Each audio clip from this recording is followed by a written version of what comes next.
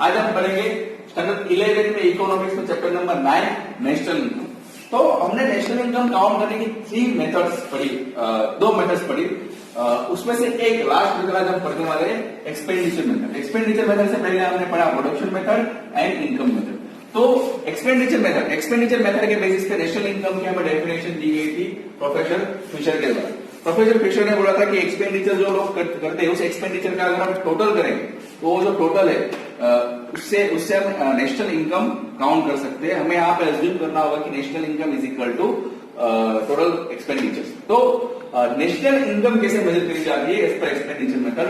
The national income is measured by summing up of what, किसका total करना? The total monetary expenditure incurred on goods and services by individuals, by families, by firms and by government during the year.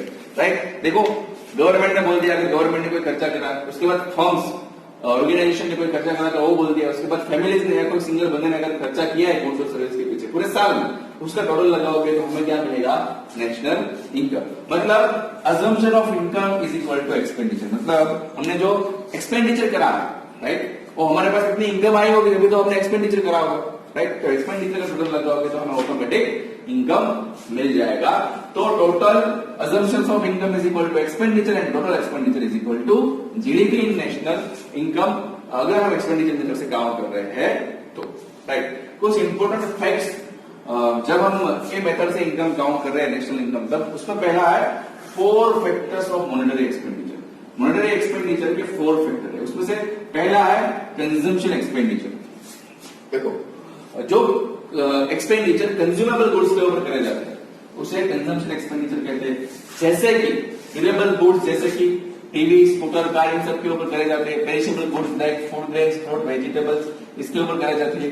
Services हमें चाहिए जैसे कि education, medical, transportation, communication, इन सब के पीछे जो खर्चा करा जाता है उसे बोलते हैं कंजम्पशन एक्सपेंडिचर। ये हमें ऐड करना है जब हम नेशनल इनकम काउंट करें तब। उसके बाद है नंबर 2 इन्वेस्टमेंट एक्सपेंडिचर। देखो हम बिल्डिंग बनाते फैक्ट्री के लिए, प्लांट डालते हैं, मशीनरी डालते हैं, necessary goods and equipment purchase करते हैं प्रोफेशन के लिए, तो एक इन सबके बीच में जो खर्चा होता है उसे भी हमें नेशनल इनकम में काउंट करना है। Number 3 government expenditure. गवर्नमेंट क्या करती है? गवर्नमेंट भी कंजम्पशन एक्सपेंडिचर करती है, इन्वेस्टमेंट करती है, एडमिनिस्ट्रेटिव एक्सपेंडिचर करती है। ये सब एक्सपेंडिचर गवर्नमेंट के थ्रू करे जाते हैं, चाहे वो सेंट्रल गवर्नमेंट हो, स्टेट गवर्नमेंट हो, लोकल गवर्नमेंट। तो इन सब का एक्सपेंडिचर को भी नेशनल इनकम में ऐड करना है। And number 4 net export expenditure. Net export expenditure मतलब हमने बाहर से कुछ इंपोर्ट किया है तो हमारी कंट्री ने बोला खर्चा करा, ऐसा बोल सकते हैं, राइट। हमने बाहर को कुछ एक्सपोर्ट किया है तो बाहर की कंट्री ने कुछ खर्चा किया है जो तो हमारे लिए इनकम, राइट। तो एक्सपोर्ट माइनस आप इंपोर्ट करोगे, एक्सपोर्ट में से आप इंपोर्ट निकालोगे तो जो मिलेगा उसे बोलेंगे नेट एक्सपोर्ट एक्सपेंडिचर। से फॉर एग्जाम्पल हमने एक्सपोर्ट किया है 150 का, मतलब हमारी इनकम 150, और इंपोर्ट किया है 100 का, मतलब हमारा खर्चा 100, तो 50 रुपए हमारा क्या हो गया? Net export expenditure, sorry income, right. तो ये इनकम होगी। सेम टू सेम अगर एक्सपोर्ट करा है 100 का, इंपोर्ट करा है 150 का, तो -50 ये जो हो गया हमारा एक्सपेंडिचर, राइट। अब है total national income. Total national income as per expenditure method मतलब consumption expenditure plus investment expenditure plus government expenditure plus net export expenditure. Again 4 factors of monetary expenditure, मतलब एक्सपेंडिचर मेथड के basis पे अगर हमें count करना है national income तो हम consumption expenditure, investment expenditure, government expenditure and net export expenditure को प्लस करेंगे तो हमें मिलेगी नेशनल इनकम, राइट। कुछ इंपॉर्टेंट फैक्टर्स की expense is not consider in national income. National income में कुछ एक्सपेंडिचर हमें कंसिडर नहीं करने हैं, जैसे कि expense on second hand goods, transfer payment, हम एक जगह से दूसरी जगह पेमेंट ट्रांसफर करते हैं तो पेंशन किसी को दे रहे हैं, unemployment allowance, financial assistance to widow को कुछ गवर्नमेंट की ओर से फाइनेंशियल असिस्टेंस मिल रहा, तो ये सब खर्चे हैं जो हमें नेशनल इनकम में ऐड करने नहीं है। उसके अलावा परचेज ऑफ ओल्ड शेयर है, सब्सिडीज है, ये भी खर्चे ही है, बट इसे भी हमें नेशनल इनकम में ऐड करने नहीं, क्योंकि जब ये करा गया होगा पहले तब उसे ऑलरेडी नेशनल इनकम में ऐड कर दिया हो, right. Number 3 difficulties in calculating national income.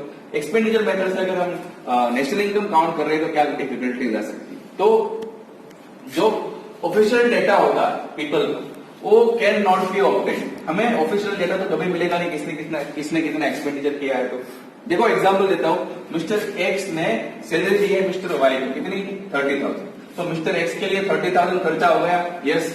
अब मिस्टर वाई के पास कितना आया 30,000। तो मिस्टर वाई क्या करेंगे, अपनी काम वाले बाय हेल्पर को, डोमेस्टिक हेल्पर को 3,000 सैलरी देंगे। तो अब एक्सपेंस हो गया मिस्टर वाई के लिए। तो टोटल एक्सपेंस मिस्टर एक्स और मिस्टर वाई का मिलेगा कितना हो गया, मिस्टर एक्स के लिए 30,000, मिस्टर वाई के लिए 3,000, तो टोटल 33,000 एक्सपेंस हुआ। हालांकि मिस्टर वाई ने तो 30,000 में से ही 3,000 खर्च किए। तो हमें कभी ओरिजिनल डेटा मिलता नहीं, तो डबल काउंटिंग होने के चांसेस है। तो इसका भी सोल्यूशन कुछ है, बट प्रॉम्प्ट डेटा चाहिए उसके लिए। इंडिया जैसे कंट्री में यह मेथड से नेशनल इनकम काउंट करना मुश्किल है, इसीलिए for developing countries like India production method for national income counting, national income is the best method. And USA Russia जैसे डेवलप कंट्री के लिए इनकम मेथड या expenditure method national income count करने के लिए यूज करी जा सकती है। राइट, सो स्टूडेंट्स आज के लिए इतना ही। Thank you for the